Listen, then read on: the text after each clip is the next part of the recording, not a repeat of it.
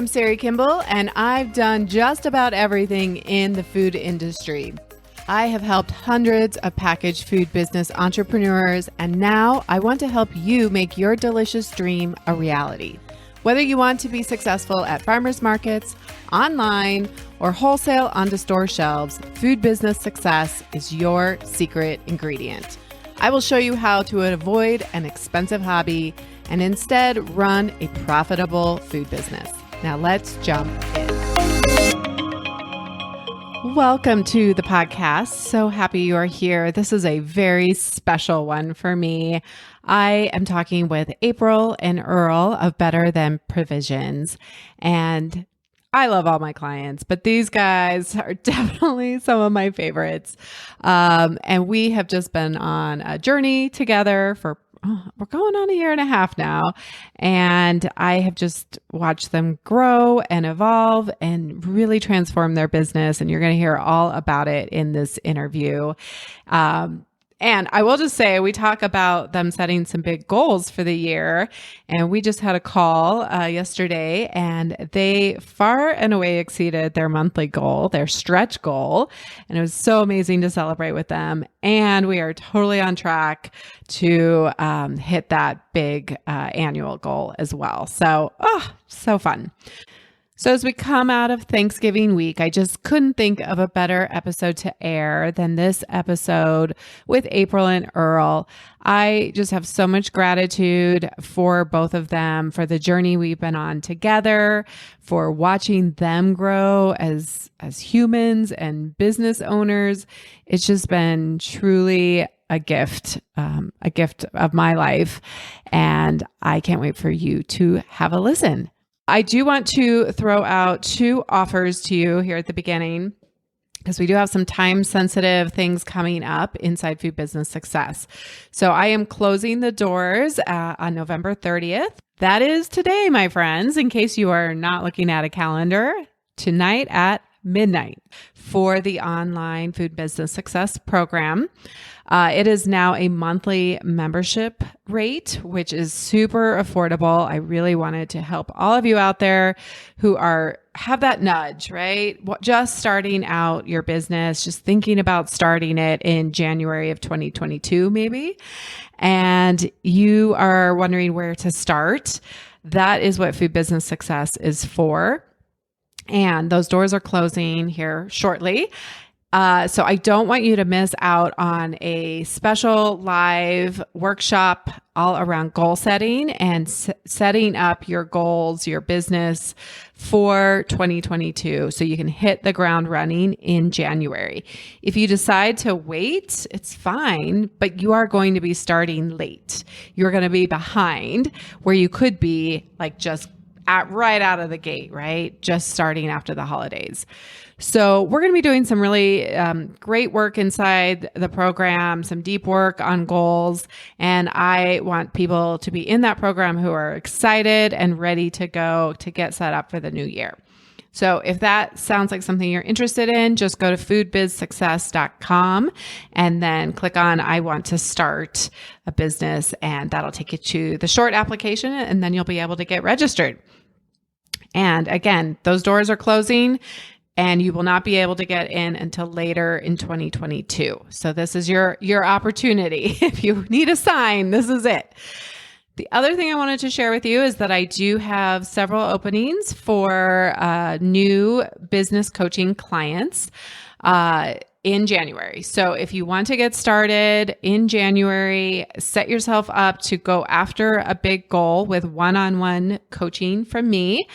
That is definitely an option for you. So go to the website, or you can go to sarikimbell.com.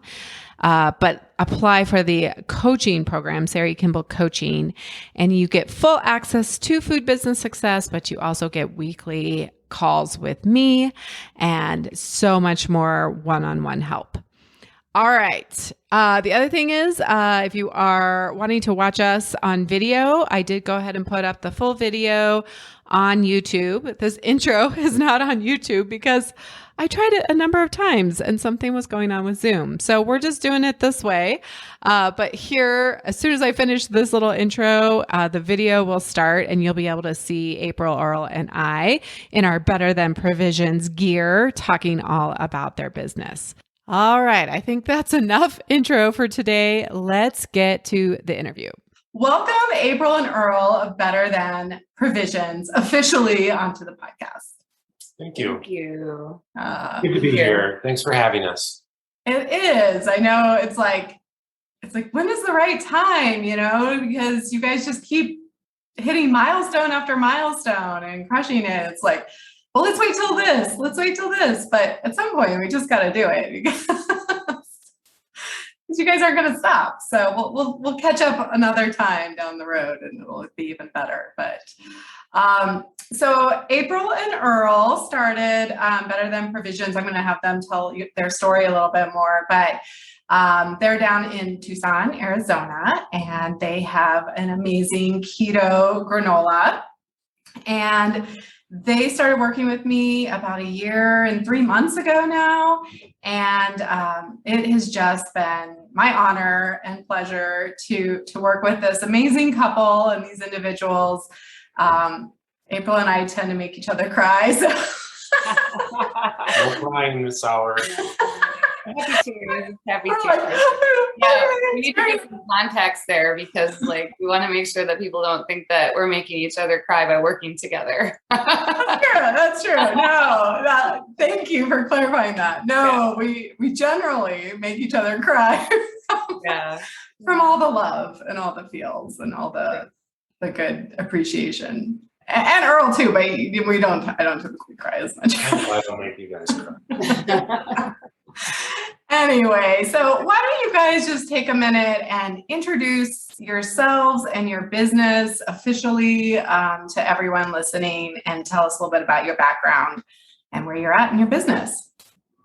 Oh, that's a big one. Yeah. Let's start with just the history. Like, who are you? Where? Yeah.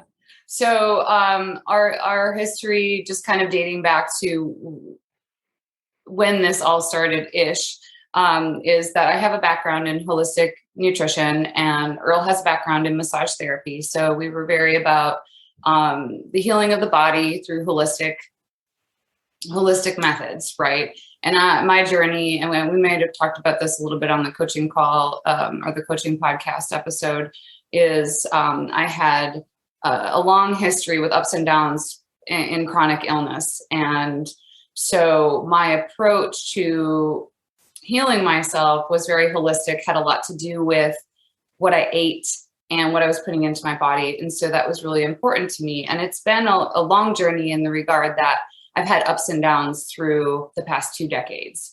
Fast forward to when we actually got introduced to the product. So I was traveling and I was visiting home for a month, which is Wisconsin. And I was on a very particular way of eating, a diet. I had certain restrictions and certain things I could eat. And so for traveling, it was really hard to find something that I could take with me and carry and always have something as a snack. And I was visiting a friend and she at the time was exploring the ketogenic diet. And so part of my background is nutrition theory. That's what I studied, was nutrition theory.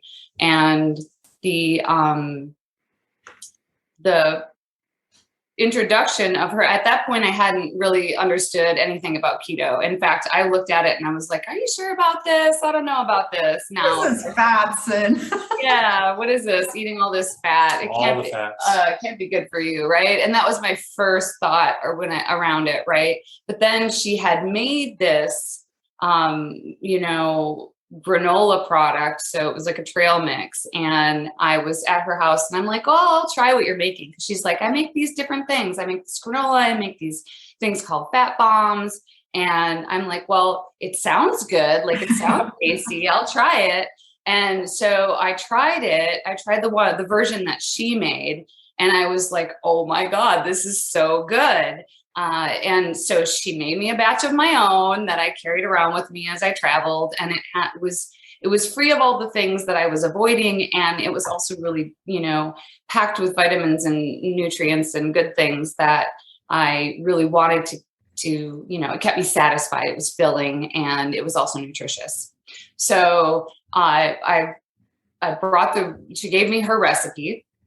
I brought that recipe back to Tucson and made it for Earl, and Earl liked it a lot. I did. And, whatever dietary thing that April was doing at the time pretty much meant that I was in. So, for me to have something that I could eat that felt like, I was maybe taking a step back from the table. It was like, wow, this is great. Yeah, you should make some more of this so I can take some to work or wherever. Yeah. Keep it in the truck or, if I could, I didn't know at the time, if it could travel well, but it does. Such an amazing product because it's so carryable, so travelable. Yeah. Totally. Yeah. And that was what was really appealing about it. And then I started making it here just for us and evolving it. So there were, I played with different ingredients and sort of developed the recipe into what I really wanted it to be, a little bit more added nutrition. I played around with different, non-sugar sweeteners to get the right flavor. I really wanted it to taste good and not have like an aftertaste because it was a sugar-free product. So we goofed around with it for a while, and then I dialed it into like what it is today pretty much. And we were making it for ourselves. And this whole time I'm doing more research, right, on this ketogenic diet and this low carb, high fat concept, and really starting to wrap my head around what that could do for a person's healing process, and looking at that, integrating that concept, those concepts into my nutrition work at the time. And I was working as a health coach at a natural food store at that point and making it for my coworkers. Okay, so these are all people who are really into health and wellness too. And well, majority of them anyway. And they were like, can you make that again? And, I was giving it for gifts, and I could hear people say, have you tried April's granola? And so of course that ended up becoming the initial like name of it, right? It was just April's granola. And people were saying that. And then folks started to say, well, have you guys thought about selling this product? And at the time I was like, wow, that's an interesting, I was learning so much by working for a natural food store while I was, while I was producing this. I was learning a lot. And I had worked for a food co-op in Austin when we lived in Austin, Texas, 6-7 years back. And I really got to know kind of like the grocery industry as well. And so started to think, well, maybe I could do something like that, right? Because I'm understanding how these, and I had watched several other companies, especially when I was in Austin. Austin is the birthplace of a lot of really great products. And so I watched these companies like Siete Foods and Epic Provisions and, Thunderbird Bars, and like just all of these companies that were in the CPG space and still very small, only selling, to these select handful of stores. I watched them grow into, these big mega companies. And so I started entertaining the idea. I mentioned it to Earl a couple of times, and, he's more of the money mind. So my concern at the time was that we were giving it away. And that's not cheap. For your viewers and listeners who don't know exactly what we do a 5-nut grain-free granola. 5 nuts. It's very important. Walnuts, pecans, macadamias, and hazelnuts. So very expensive nuts. Yes. And I asked her one time, I'm like, well, how much does it cost to make a batch? And she's like, well, I don't know. I go to the grocery store and I just pick up all the ingredients when I do my grocery shopping. So the price was kind of just rolled into our normal weekly grocery budget, right? So that's when I kind of took over a little bit, and I'm like, okay, well, let me go to the store and actually figure out, what would be the initial cost. First round of Cogs. Yeah. The first round of COGS, like how much does it cost us to make it? And then how much could we sell it for? Because, it's a premium product. And we're asking a premium. It is. Your ingredients are not inexpensive. Right. So what was the thing? Like, you're kind of dabbling in it. So why'd you decide to go for it?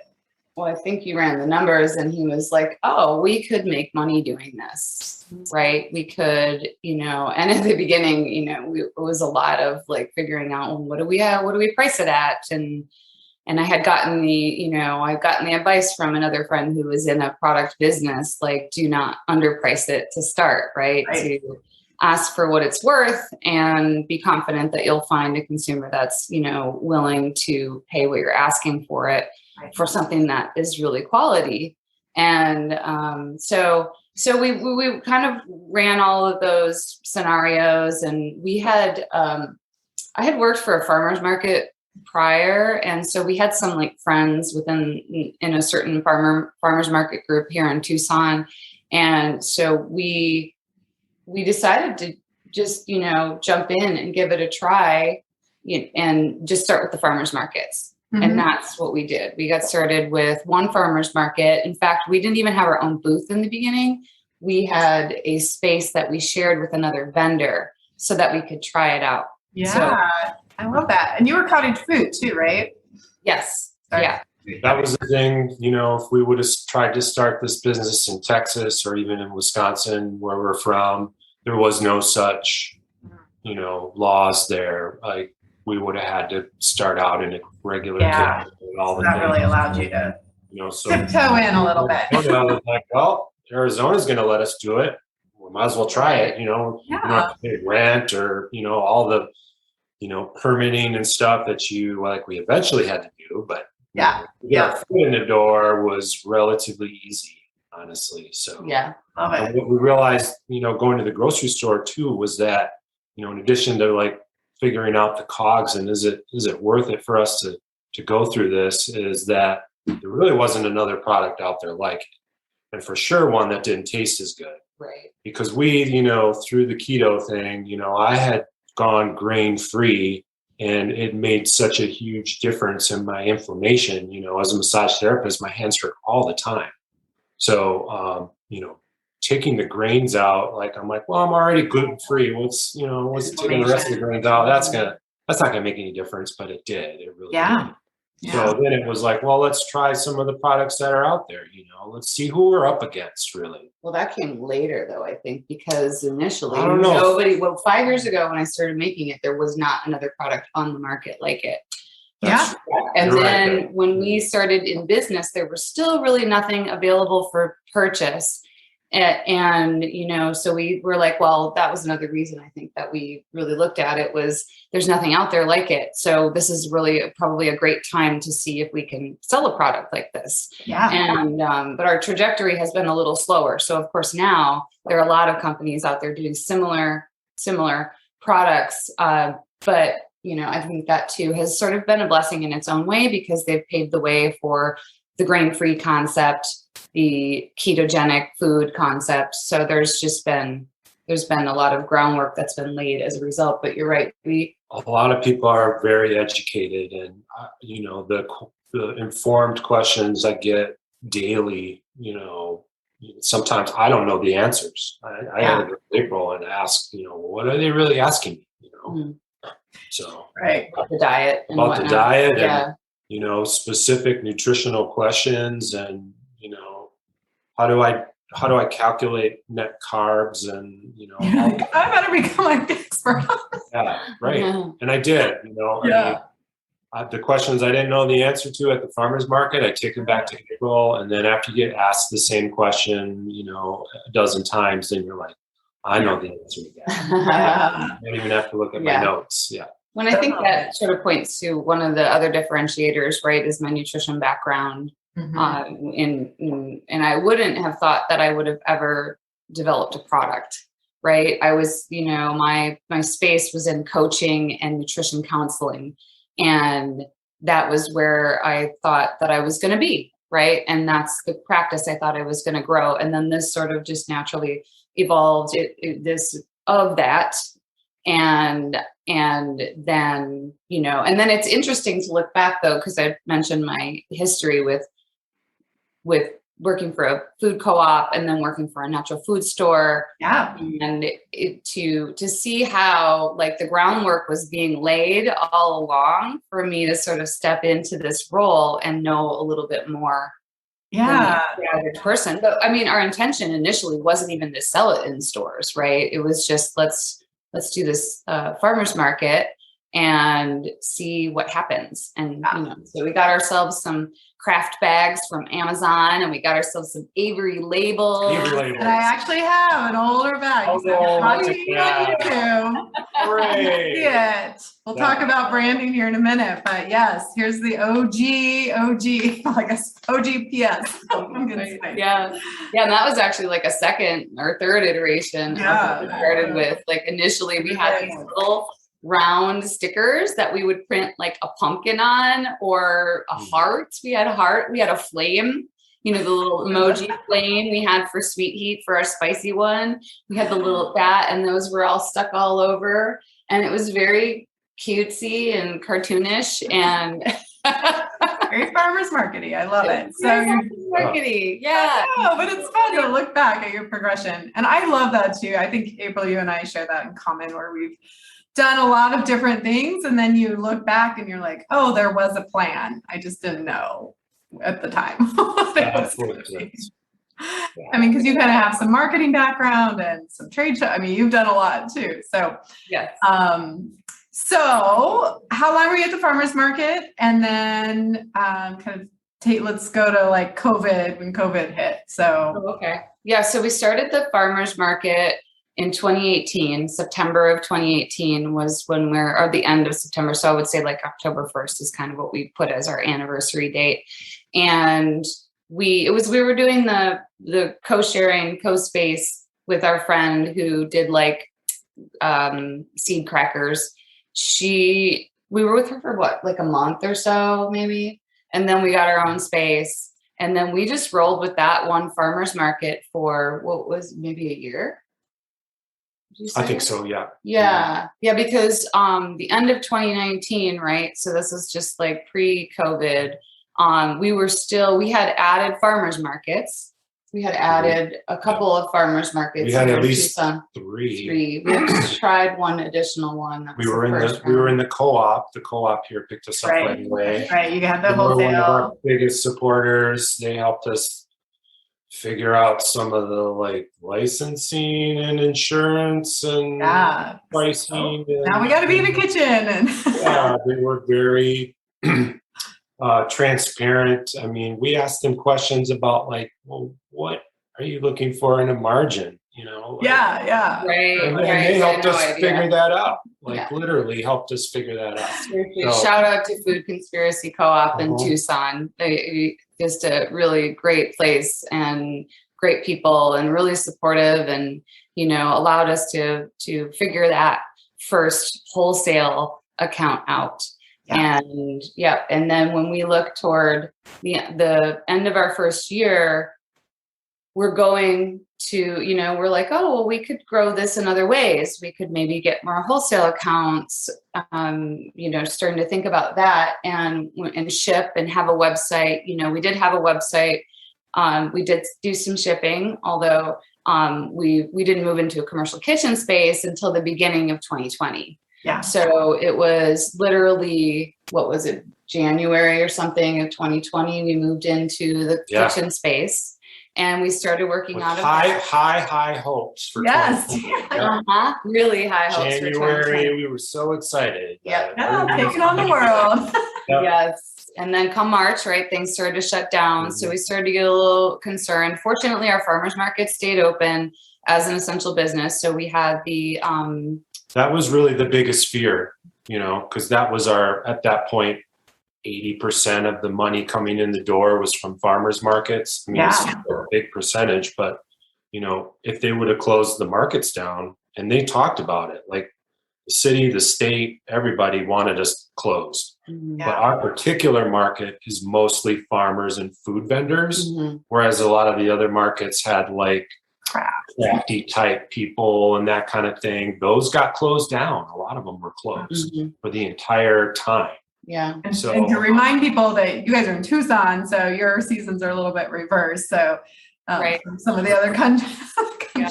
So winter is your high season when everybody's down there for the snowbirding here. So like really we're in, exactly. And our farmers markets are year round, but summer is like the slow time, right? Summer is like everybody else's winter. We all stay inside and avoid the 110 degree heat. And but people still come out to the farmers markets. We start early, and but our farmers markets are year round. And January through April is really our biggest push. And so then, the markets, then people, of course, were afraid and they didn't come out. So they slowed down almost to a screeching halt. But internet sales, the flip side of that, that's true, started to go up, and I, for work, got, furloughed. You were furloughed. So all of a sudden, as a massage therapist, you're like, I got all kinds of time on my hands. So, we're like, well, we either, go in all in on this business while we have the time. And at first, the money, we still were like living high on the hog, from the high season. And, I had a little bit of money coming in from unemployment, during that time, which everybody thought was like, oh, this will be, what was it, 3 or 4 weeks to flatten the curve is what they told us, And then a couple months. And months and summer rolled on and all of it. So the deeper we got into COVID, the more we thought, well, let's just let's go all in. Yeah. So we started digging in at that point and really exploring like what might be possible. And I think I had been following you for some time, with your YouTube channel at that point. And so I was, was looking at like some of your programs. And I think what the first one we started with was really just the COGS, right? So we really started taking it a little bit more seriously as a business, right? And starting to look into that. So, exploring what we could do with online sales. And what we realized is that the way that we were doing okay with farmers markets, but the way we wanted to grow required us to step up and be a brand. Yeah. So that's when that's probably at the point where I reached out to you and we started having the conversations about like, okay, if we're going to really do this thing, we need to invest, and not just invest like in stuff, but invest in ourselves and invest in getting the knowledge that we needed to move forward. And we really, really wanted a package, partly because we had gone through a summer. Do you remember this? We went through a summer where, so our product has the nuts, right? And they're roasted. So there's oil there. And then we use coconut oil. So there's oil there. And these craft bags that we were getting from Amazon, we got this bad streak of batches of bags. And in the summertime, when it gets really hot and you're out at the farmer's market in 110, the oil was starting to seep through.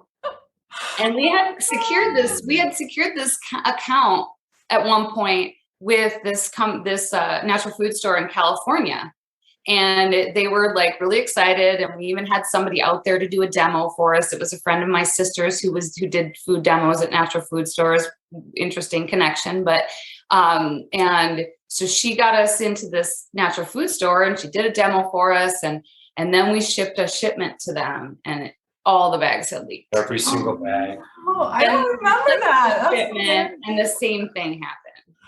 So I think that was sort of a little like eye-opening to, okay, if we want to really do this, we need a better package. We need to, level up, become a brand. Earl needs to get away from sticking stickers. I can tell you without a doubt, I stickered that bag. Front and back.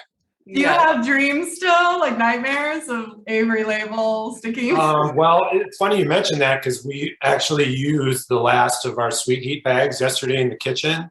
So I was like, okay, well, let's take some of the sweet heat, because we've been just opening bags, to use as samples and whatever. Yeah. Let's not do that. Let's dig out some of the old bags, because we still had those bags, and I'll fill a few of those. So I filled a couple of them, and I brought them over to April, and I held up our old bag to our new bag, and I'm like, look at how far we've come. Yeah, I know. Well, the old bag is so huge, and I was like, that bag could eat the little bag. It's almost the same amount of product in there, but it was just so big. And recently, I had a customer come to me at the farmer's market and say, well, I used to be a Purely Elizabeth fan, and now I've come over and I really love your stuff. But one of the things I really love about it is that when I open the bag's actually full. Oh, right. I love it. Sweated the size of the bag. Like, how big should the bag be? Right. Yeah, we went back and forth on all those decisions. Too big, not big enough. How many ounces? Yeah. All of that. Yeah. So that made me feel good. Like, oh wow, because she's like, I would open the Pure Elizabeth bag and it'd be like half full, and it'd be crumbs in the bottom of the bag. It's all just a consumer perception thing, but. It is. I think, what I remember is you guys being, of course, nervous, and, there was like, we got to build up trust, but you guys decided to go into it. We signed a contract, you went all in, and we started working with Christopher. You guys on the podcast know Christopher from CPG VIP and Tenfold, and he does amazing branding. So love Christopher. So good. And I'll just, I'll hold up both bags so you guys, we can see the new one here. And tell us a little bit about that process for you guys, because we had it was April's granola, and we were considering all options. Yep. And was Four Kings Kitchen. With our LLC is Four Kings Kitchen. So we started the business as Four Kings Kitchen because it was kind of like there's 4 of us in our family, and we all had blood sugar stories. So we it was a family business. And even though 2 of the family members are cats, it's kind of weird. But your last name is King. I don't think we said that. So that's and then our last name is King, right? So Four Kings Kitchen. And then we called the product April's Small Batch Better Than Granola, which is a mouthful. Right. And so, we started to think about how we wanted to brand ourselves. And we decided that there's a lot of misconceptions with Four Kings Kitchen. A lot of people thought, oh, are they a restaurant? Are they, we didn't really know what we were. Yeah. And then we thought, well, we'll call it April's Granola, or we'll call it Better Than Granola. And realizing that one, the trademarking process, we started that. The trademarking process is complex, and you can't really brand something that's like an everyday product, right? So the word granola is not really trademarkable in theory. I think it could happen, but it's rare. And so that's when we determined that we really wanted to hang on to Better Than. And Better Than means a lot of things to us. We felt like it was a better than product, right? It was better than what we were finding in the marketplace. It was better than the alternatives that were filled with, cheap fillers like oats and maybe even sunflower seeds. And then there was my history and background with nutrition and wellness. And the sort of the theory that I subscribe to is that you don't have to just make giant changes. You don't have to go from eating a standard American diet to becoming like this ketogenic lifestyle person, right? Or you don't have to become, go be an athlete if you are sedentary, right? It doesn't have to be like this big jump. It's just small choices and small changes that you can make that will add up. And really what it amounts to is just being a little bit better than you were yesterday, right? So making one decision that was better than the choice that you made yesterday, or eating one food that was better than the food that you ate yesterday, right? So it was about small, attainable goals and choices that will add up over time. So that's where Better Than really, that's how it was formed from all those things. And then at some point, our hope is that we'll have potentially other products. And we also wanted to be something that people could count on and something that people could take with them everywhere. They could travel with, they could, like Earl said, throw in your truck. You'd always have something that is a filling snack that isn't going to work against your health goals, obviously provided you're not allergic to nuts, because then that would be a problem. But that would not be for you. Yes. Right. And our product is we're not for you. Right. And so that's where provisions came in, was just really, wanting to be that staple for folks, however they see it, whether they see it as a breakfast or a snack. Most people use us, I would say, on yogurt or as a snack. Those are kind of the two, but there's so much versatility too, right? We have people that bake it into recipes and use it on savory things and, all kinds of different uses for it. But it's really that in that way, we consider it a provision. Yeah, I love that we came to that, and it all kind of, it took some time. It wasn't an overnight process, but I feel like April made that story sound so like, we just zipped right to the end there, but no, there was some serious soul searching and conversations about lots of back and forth. Where are we at our depth as a people and a company and as a brand, and how many customer avatars did we go through to end up with Megan. So, there was, we put a lot of work and effort and thought into it. And, I think we're very proud of where it landed.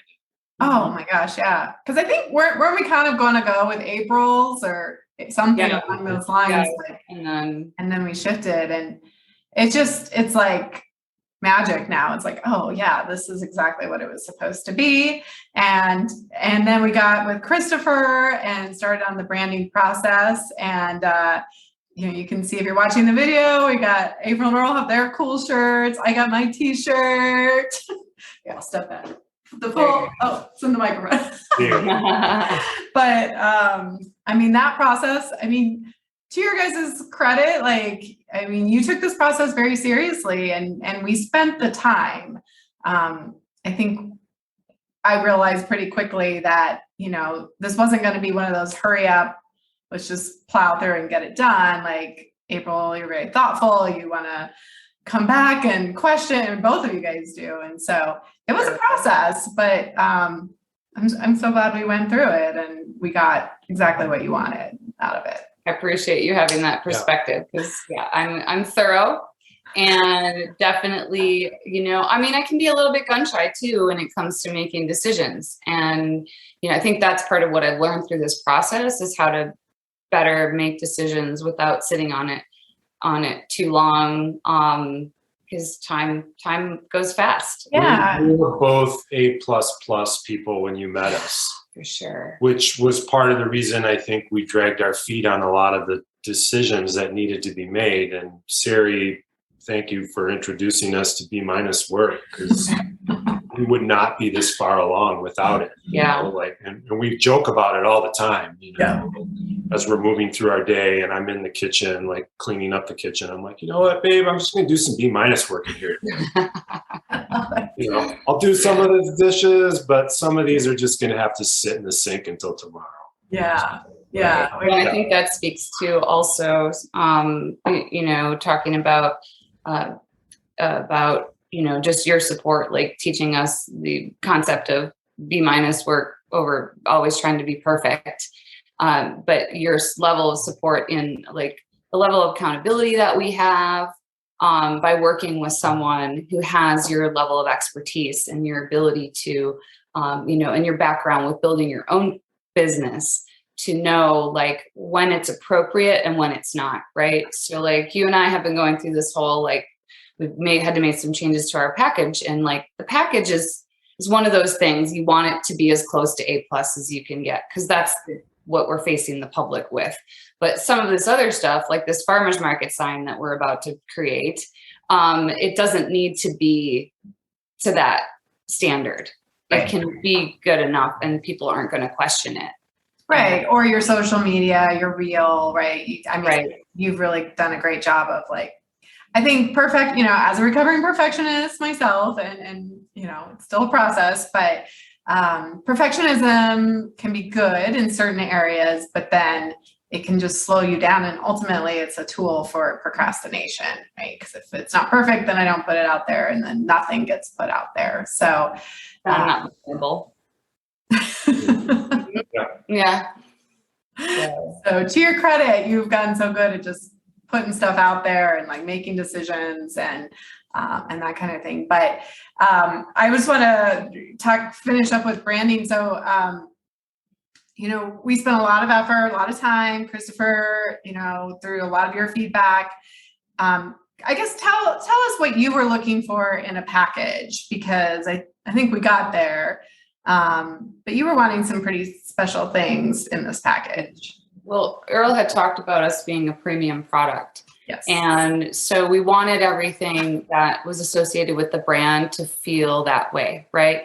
If you're going to pay $14 for a 9-ounce package of granola, you want it's an experience as much as it is a product, a tasty product, right? So we knew our product was premium, and we also wanted folks to feel there's a lot that went in the package, because for those of you that have seen it now, you can see that it has sort of like a mid-century vibe, right?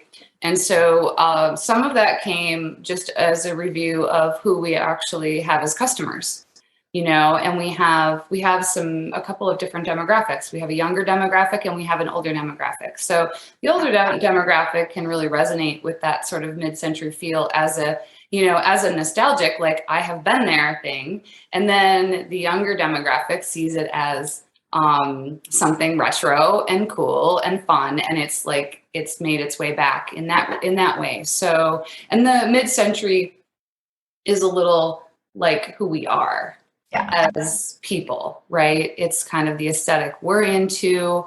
We also wanted it to look different than anything else that was out there. We really wanted to be purple cow, right? So, and for those of you that don't know what that is, it's a book by Seth Godin, and it's just the idea that you don't want to look like everybody else. You don't, if you really, really have something, then standing out is a good thing, Right. And so we wanted that. We also really love where we are now in the Southwestern United States, right? We love the vibe of the Sonoran Desert.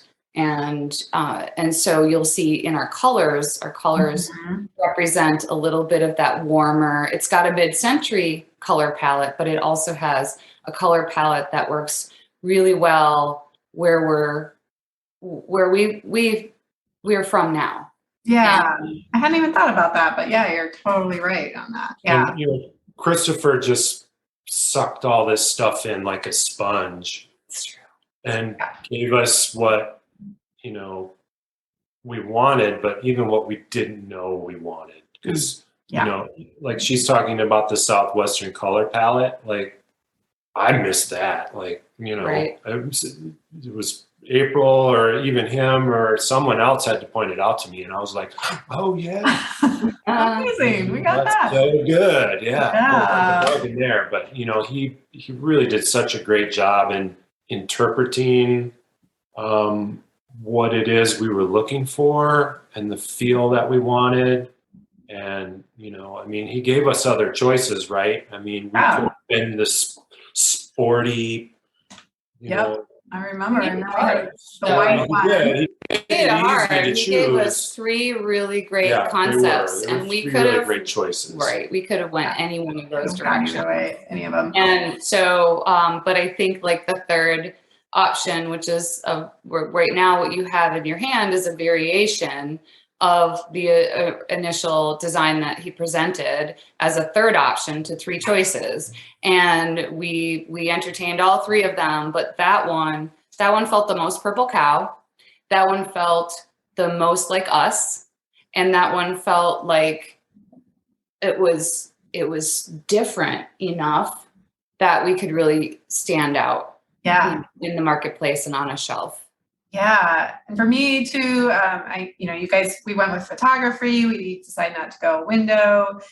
We really wanted to call out the premium. So on the back, we talk about the 5 nuts and why we chose them.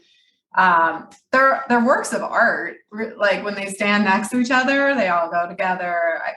And like the feel of the packaging is really nice too. So what do you think this packaging, this facelift, gave you guys when those packages finally arrived? Like, tell us about that experience when you finally. So much.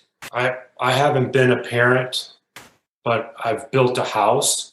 And it felt very similar to building a house where you have to decide every little nut, bolt, screw, color, all of it. So when it finally came and arrived, I almost didn't believe it. And then it took a while for it to be out in the world, for the feedback to come back, for me to really believe like, okay, we really did nail it. We just didn't think we did because we thought we did. Like it really felt great and looked great. But until you hear back from, not just fans that are already eating your product and loving it, right? Of course they loved it. But, once we started to get unsolicited wholesale offers, people coming up to the booth at farmers markets saying, we want you in our store.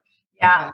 Your packaging is beautiful, and your branding is on point, and people that are in the industry, for them to say that's when we knew we really had something. Right. I mean, you already had confidence in the product, but you had this. I always say, like at farmers markets, you can have that one-on-one relationship and sell it, and you had the co-op and you had some loyal fans there, but it is really what I've seen is just. The confidence that you have walking into retailers and being online in the online space.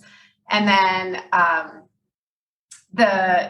just the ability to walk into a store and just be like, yeah, these belong here. And feeling confident that the packaging is going to sell the product without you being there, right? I think confidence is a real key word for us, right? We definitely. And the bag doesn't leak. There's no oil leakage. And the bag doesn't leak. So that lends itself to confidence too, right? Because we can actually ship it out and not worry that somebody's going to get a leaky bag. But I think too, it opened a lot of doors, like Earl had alluded to, like people coming up to us and asking us. In fact, we just got I got an email the other day, and it was an inquiry from a local hotel that is building a second hotel that is a high-end boutique hotel. And they had gone to some of the local stores, the co-op, and there's some other ones, and they had found our product, and they had bought all of these local products, and they had brought it back to their team, and their team sat around a table and sampled all kinds of local products, and they had reached out because they said that our product was the staff pick. It was the staff favorite. Everyone loved it. They want to leave a bag in every room for their guests in the new boutique hotel. So it's a small boutique hotel, but that's still a huge deal. And when I had a conversation with the marketing person for that company, and she said, it was the staff pick. Every single person thought it was the best product that out of all the products we had brought back, was the best product out of all of them. And she said, your branding is gorgeous. Yeah. Your branding really sets it apart. And we would feel really great about having your brand associated with our brand in our rooms in this, Huge. So anybody's questioning whether like working, a little pitch for CPG VIP with Christopher and Anna and David, but in my mind, there's no question that this is a really good investment. Yes. Yeah, absolutely. Great investment. Our first investment was just working with you, which was an excellent investment. Wouldn't change a thing. In fact, that contract is up and we're still continuing. Yeah, we're still going. So, please throw yourself in that mix, right? You, Anna, Christopher, who we've all worked with. We just got done working on copy for our new website with Anna Bradshaw, and she's amazing as well. Yeah. So I can't say enough about that. But yeah, I think having a team of people, I mean, obviously it's got to be the appropriate timing, right? You've got to make the decision that you're ready to make that move, because everything sort of has to scale together, right? You've got to, in order to afford it, you've got to be able to make sales. Although we are finding that the sales have increased dramatically since making the change. Yeah. Right. So, a little bit of the chicken or the egg. I mean, yeah. And then you got to scale production, right? So you have to have all of these kind of pieces moving at the same time. And that's, again, another throwback to you, like, is to have you there to help us see it clearly, all the pieces moving together. That's been really critical in our progress, is to have that high level. These are all the areas that have to be moving forward, and where do we need to focus our energy and prioritize our time? Yeah. Yeah. That's Money. Right. Yeah. Because it's still really just the two of us, but of course, then we have some contracted folks helping us. So we've got a little mini team for sure. And and for anybody listening, they're like, I don't know, should I work with my spouse or not? But one thing is, and you guys would talk about the ups and downs of that, but but I do love that you guys kind of wear different hats and you split roles to some extent. And so April, you do marketing, email, social media, you're kind of overseeing production, and then Earl, you're the CFO hat, and then also you do a lot of the farmers markets and the salesperson, right? and then you help it with production as well. But how was that process for you, Earl? I know we spent a good amount of time on financials and kind of just cleaning up the back end of the business. Originally, I thought my role was just going to be kind of to push April into going to do this thing. Like, I'll figure out the numbers, and then I'll just let her loose on it, because I had a career. I was a massage therapist. I didn't have time for starting a packaged food business. I mean, if I wasn't at work, I was tired and I had to rest. I started doing the Sunday markets because I had Sundays off. And, Sundays ended up being my favorite market, still my favorite market. So I wasn't personally prepared for the amount of the bigger role that I was going to play until I got furloughed. And all of a sudden, here we are in the same house together, trying to sort, COVID out, let alone what are we going to do with our business, and each other. You stare at your spouse who, usually you're both off working, doing your things, right? And now all of a sudden we're like this. What are you going to do today, Earl? What are you going to do today, Earl? I'm like, I don't know.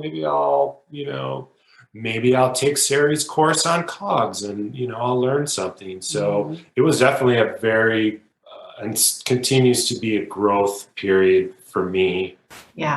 Learning things about myself and the business and the taxes, and I get some of the more of the shit jobs, but I kind of like digging into it, honestly, a lot of it, most of it. It's good to have that. Thank God for that, because if he had left, so I just to give a little background, I had left my job at the natural food store to pursue this because they had specific rules about not creating and selling products that compete with what they sell. So I left probably 2 months after we started. I resigned from that position and went to do this full time with part-time nutrition work on the side, right? So I was doing a little bit of part-time nutrition work and then he still had his job and was out of the house working. And so I started, but honestly, if I didn't have him to do the financial piece, I don't know that we would be anywhere near where we are right now, because it's just not my area of genius, right? It's just not where I thrive. I do math in a completely different way than most people. Earl calls it April math. It's April math. It's April math. And it's very positive, though. It is. Best case scenario math. Always 2 thumbs up. We should do it. Whatever it is, it's like we should do that because it's going to pay off. It works out in my favor always. But yeah, so then to have him be able to invest full time was a huge blessing. But again, I mean, for those folks who, many of them listening will have had a spouse that got laid off or didn't work during COVID. And here you are where you were normally like doing your own thing and coming together.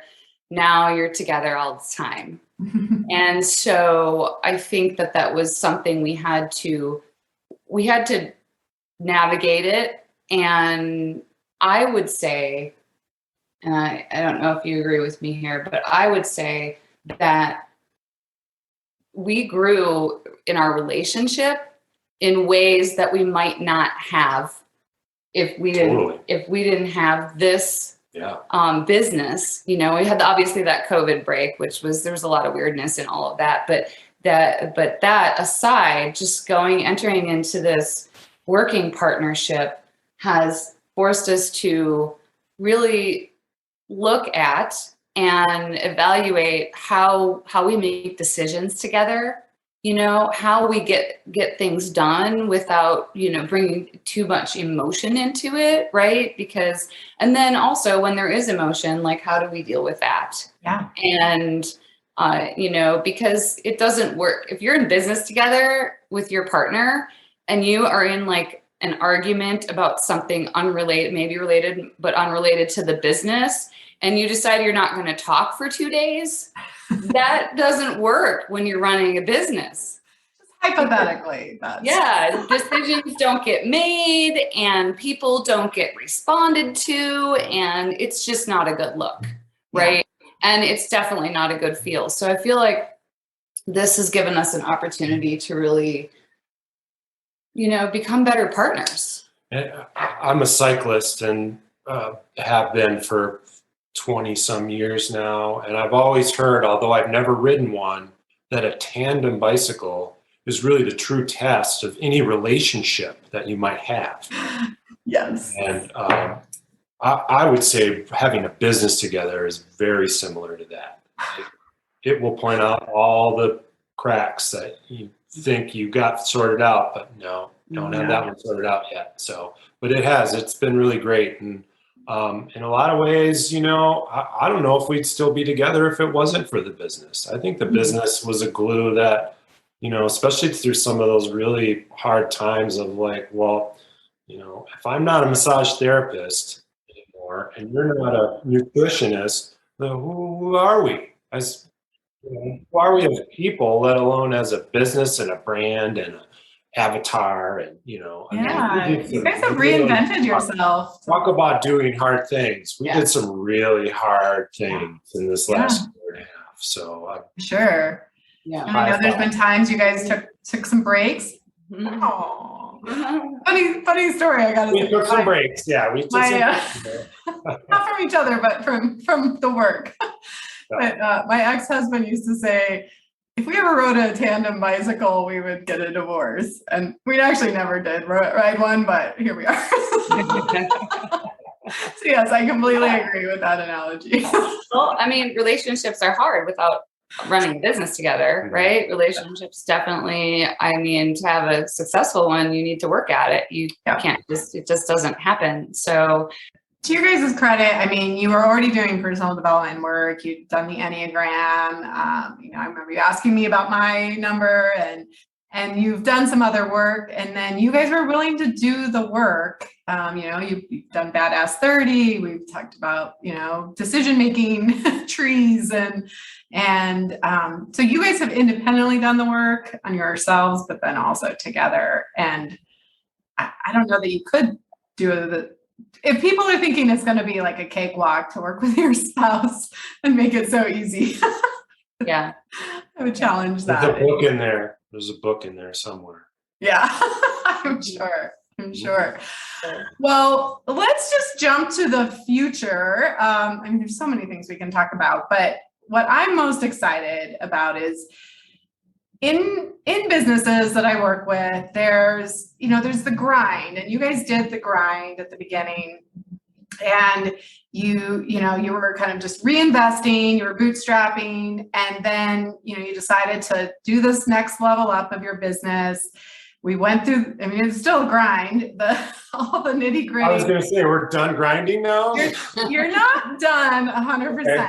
but there's always some amount of nitty gritty that has to get done. But what I really see with the new packaging and some of the personal development work you guys have done, just, honoring your word to yourselves and to each other and to the business, and showing up and doing hard things and doing B- work and putting more out there, that you guys have created more momentum now than I've ever seen. And that momentum, I mean, it kind of just gave me a little chills. Like, Oh, really? Yeah. it is so amazing to watch the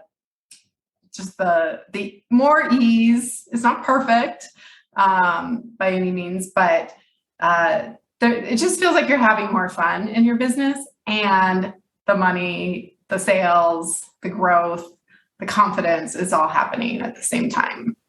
Yeah, absolutely. Yeah. So I know you guys have a big goal for this year, and that's something now that we've finished our contract and everything, and now we're working more on just me working with you as a business coach to help you just, like you said, see the forest from the trees. We talked about your 3 priorities for the rest of this year.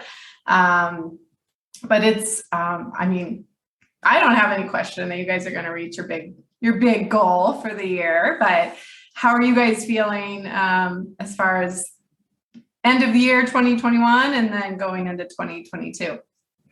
Really excited. Yes. You think you're excited? Yeah. I've watched Earl's brain blow a couple times, like blown mine, like, yeah. what is happening? You have no doubt. I enjoy sales. I mean, I have a whiteboard in the office where I track all of it. So from year over year, even, and come November, once November 1st hits, I'll have 3 more years to look back on. Yeah. This is where we were, and this is how far we've come. Yeah. And it's been consistent growth. And now we're getting to the point at year 3, it's exponential growth. Yeah. Right. And that's that momentum. It's not just flywheel, right? 60, 70% over last year. It's 100, 200, 300, 400% over last year. So it's kind of scary sometimes when I think of, like, can we produce enough? Yeah, these are new problems to have, right? Yeah. It's like, like we're running out of product or supply chain issues, and we've had some hiccups, through the last year, but haven't really needed to, haven't had the demand to really have to produce. Well, now guess what? Now we're looking at production. Road, and we're going to have to make it all happen, and I'm confident that we will. So like, things are coming together in a way, and April's now a kitchen manager. So like, all of a sudden we don't have this huge rent bill to pay. Yeah, I love it. I just gave her a raise. And that felt really great. So, she deserves a raise for sure. I know that. Yeah, it's that flywheel catching, and we're on an app called Voxer, and I often get Voxers from April, like, oh my gosh, this just happened, and this is so amazing, and it just seems like those things are happening so much more frequently. But I want people to hear, like, this is not an overnight thing. This is there's a grind, and there's a level of, like, you didn't start out in this business with confidence. You started out with courage. And you were willing to take leaps and do the work and show up. Yeah. And now you have the confidence, right? Now you have the history to say, oh, we can figure it out. We'll figure out production. We'll figure out Amazon. We'll figure out how to do wholesale. We'll figure out this next thing on e-commerce. Yep. Yeah. And credit to you, helped us get there. Like, developing the mindset needed to think bigger like that. I mean, I'm going to get teared up now, but seriously, because Earl's going to make me, dang it. yeah, I had no mindset for that, the amount of money and time investment and personal investment needed to really be successful in this business. And, once I could wrap my brain around it, it became easier. I could let go, because I always felt like, well, we're not doing enough. Yeah.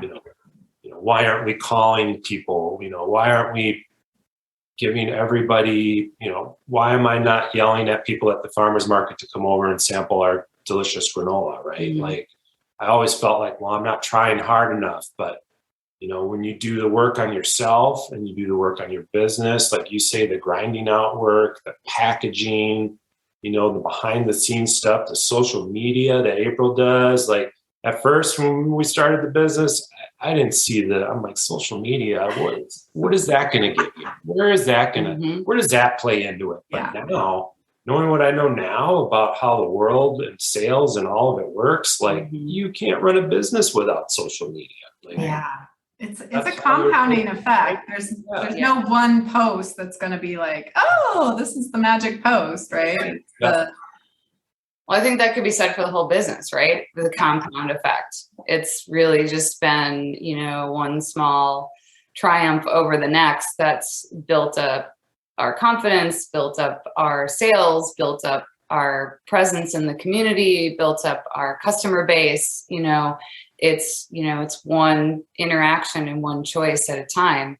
It gets done. And I think that, we always hear in like business talk that the third year, right? Give it 3 years and then you're going to really start to see it. And now we're starting to see that. And we're looking to launch on Amazon in the new year, and so that's what we're going to be spending our time on, right? Reaching our financial goal for this year, but then we've got a lot of things in play. We've got high season. This is our first high season where people are traveling more. So we're going to see a lot more probably traffic, and that we have the new brand. Mm-hmm. So we don't even know really what to expect in terms of our farmers markets, right? If we look at the past couple of weeks at our farmers markets, it's insane. And it's not even January yet, right? The sales that we've made already. So some of that we definitely attribute to our presence over the long run, the long haul, gaining some consistent regular customers, but then also toward the packaging and the new brand and the new presence that we have, and all of the connections that we're making in those realms, right? Yeah. And then we've built a lot of muscles. And you have. I mean, entrepreneurship, people think it should just come easy, but it's not. There's the making of the product, there's the sales of it, there's the mindset piece of it. I know, Earl, you enjoyed the book I recommended, The Big Leap, which has been about like resetting your thermostat to have more expansiveness especially around money. Which I highly recommend that book for anyone who struggles with that. But your mind is like constantly like, what is happening? So it's so fun. So fun. Well, I feel like we could just talk forever. I know there's so much, and we didn't even get to the fundraising that you guys did, but maybe that's a good topic for a future time. But these guys did an amazing Kiva fundraising round, and definitely go look at some of their social media. I mean, in general, they should go look at their social media, and it's fun to look at the progression, the involvement of it too. And, for anyone who's thinking about starting or wants to level up their packaged food business, you guys are just real people, and you're just doing it. You're doing the work, and it's not like you had a ton of money and regular day jobs or anything. Like, you guys keep putting yourself on the line, and it's, I don't know. When you were talking earlier, April, I kept it in my mind, like, you're just making every day better then. You're just showing up a little bit better than yourself. Yeah. Like, oh, it feels like. right? It didn't just happen overnight. I think they said that you hear that companies will say that they'll be like, yeah, I spent the past 10 years becoming an overnight success. Exactly. Yeah. Right. And I kind of feel like that's where we are, right? We're behind the scenes. And then one day we're going to be looking at it and go, wow. And someone's going to say that company, like people will assume you started there, but no, we didn't, You're right. We didn't have a lot of money. In fact, the Kiva thing was the first time we had taken money from outside of our own resources. We had bootstrapped and fully funded ourselves with a very small, savings. Yeah. So we started with $5,000 initially. Yeah. Yep. Yeah. And then we put more into it of our own money. But yeah, when we got to the Kiva, it was finally time to ask other people for help to help us get to the next level. And I'm guessing we'll be there again, where we're going to have to go outside ourselves. Yeah. But again, it's not overnight. It was just like small things adding up over time. Yeah. Mm-hmm. But even with the Kiva loan, what I saw is like, yeah, great, you got the money, but like you guys had to evolve and become a better than version of yourselves and do some hard things, ask people for help and get outside of yourself. And I think it made you even better for going through that process. Agreed. Yeah. I could just sing your guys' stuff, your praises all day long. And, this is going to come out around Thanksgiving. And I already told these guys and I'm like, this is just the perfect episode. Because I'm so grateful for you guys and just, like I said, so honored to walk this journey with you and to be a small part of your success and cheer you on. And so thank you for trusting me and investing in yourselves, having courage to do it.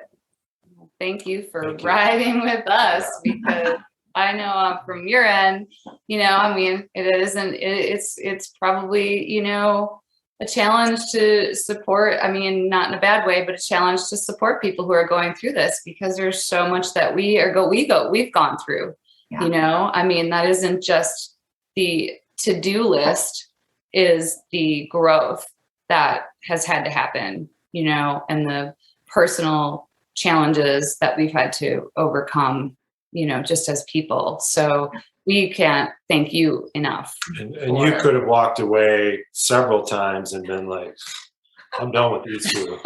They're nuts. Yes. Yeah, they're crazy. I'm nuts. I'm nuts. That's it. But you hung in there, so you're going to be a part of our team, I think, for a while. So stick around for all the good stuff.